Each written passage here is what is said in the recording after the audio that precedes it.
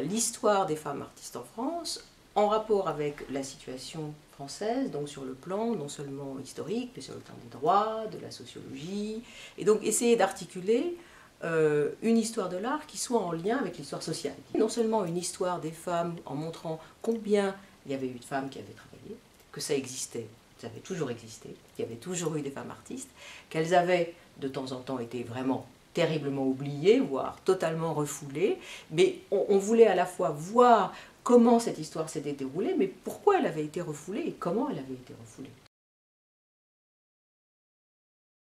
Quand on est une jeune artiste, par exemple aujourd'hui, on voit bien qu'on est très nombreuses dans les écoles, on est moins nombreuses au niveau des professeurs, et après on est encore certainement moins nombreuses dans le marché, on pourrait dire, canonique de l'art contemporain.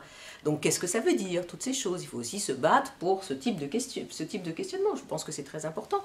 Les Guerrilla Girls que j'adore, elles font tout un travail, elles vont dans les musées, non seulement elles comptent le nombre d'œuvres de femmes, ça c'est une chose, mais leur travail que je trouve beaucoup plus intéressant, c'est et si on refaisait les cartels, hein, les cartels explicatifs des œuvres, où effectivement les femmes sont toujours des objets dans les cartels. Alors on voit le peintre est grand, le modèle est rien du tout, on raconte pas sa vie, et si par exemple on refaisait tous les cartels dans les musées du point de vue de la personne qui est peinte.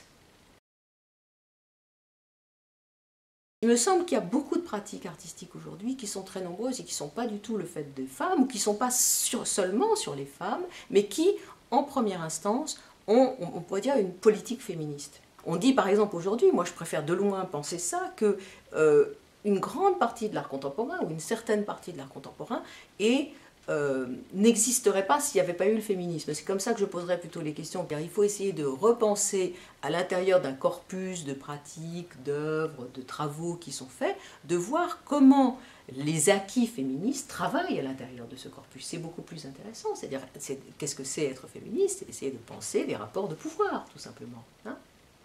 Et effectivement, la théorie queer, les études gays et lesbiennes, etc., sont aussi on pourrait dire des dérivations, finalement, d'un point de vue qui pense, effectivement, le monde, la société, comme des rapports de pouvoir, qui ne sont jamais univoques, c'est-à-dire c'est jamais les hommes qui ont l'avantage sur les femmes, mais effectivement, des rapports de domination existent, et il s'agit de les cerner, de les comprendre, de les intégrer, et éventuellement de les modifier.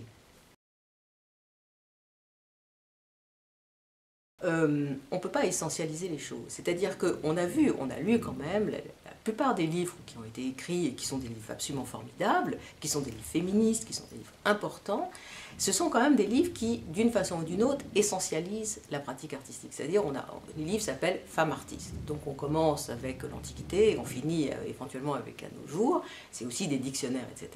Le problème, c'est justement de ne pas essentialiser une instance, une essence qui s'appellerait femme artiste. Ça ne veut rien dire.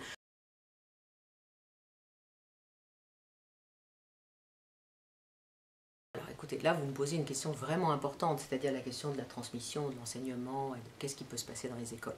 Moi je suis toujours stupéfaite de penser qu'effectivement, ça fait 40 ans hein, que le mouvement féministe en France a commencé. C'était un mouvement très important, qui a quand même obtenu beaucoup d'acquis. Mais on voit bien que dans le champ, par exemple, de l'histoire de l'art ou des arts plastiques, c'est vrai que les questionnements sur le genre, sur la sexualité, ne sont guère encore privilégiés. Alors je sais que j'espère qu'à Saint-Charles ça se passe parce que vous avez un peu des enseignantes et des enseignants, mais enfin ça devrait être généralisé dans toutes les universités. L'entreprise de Linda Nochlin et bien d'autres historiennes d'art, ça a été d'intégrer des femmes et peut-être un mouvement artistique féministe dans l'histoire de l'art en général. Bon.